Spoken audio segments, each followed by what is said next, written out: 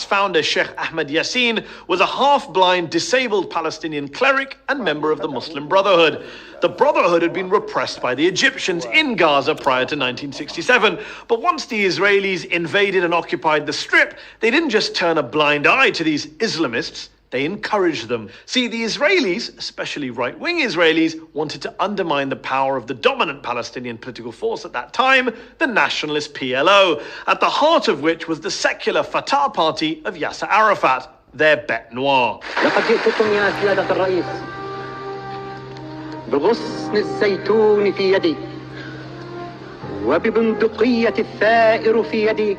By empowering Sheikh Yassin and the Muslim Brotherhood, Israeli leaders thought they could divide and rule the occupied Palestinians, play them off against each other, secular nationalists against religious Islamists. So in 1978, when Yassin wanted to officially register his Islamic Association, which was basically the precursor to Hamas, the Israelis were only too keen to help. Yassin built and grew a network of Islamist social institutions across Gaza, including schools and clubs and mosques, and Israel helped fund some of those projects. Most American politicians have no clue about any of this, although the former Republican Congressman Ron Paul once made this point on the floor of the House. Hamas was encouraged and really started by Israel because they wanted Hamas to counteract Yasser Arafat. Arafat himself told an Italian newspaper, quote, "Hamas is a creature of Israel." He even claimed that former Israeli Prime Minister Yitzhak Rabin admitted as much to him, calling it a fatal error.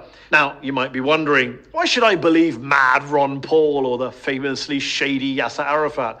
Well, you don't have to. You can believe top Israeli and US officials who've basically owned up to all this. Brigadier Yitzhak Segev, for example, who was the Israeli military governor in Gaza and later told a New York Times reporter that he helped finance the Islamic movement.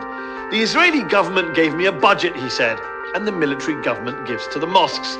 Colonel David Hakam, who worked in Gaza in the late 1980s as an Arab affairs expert in the Israeli military, has admitted that the original sin was Israeli support for Yassin in the late 70s.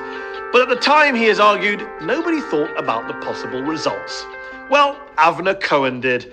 Cohen was the Israeli official who was responsible for religious affairs in Gaza for more than 2 decades, and who now says, quote, "Hamas, to my great regret, is Israel's creation." Yeah, Cohen's words. He actually wrote an official report to his superiors in the mid-1980s, warning them not to play divide and rule in the occupied territories and calling on Israel to, quote,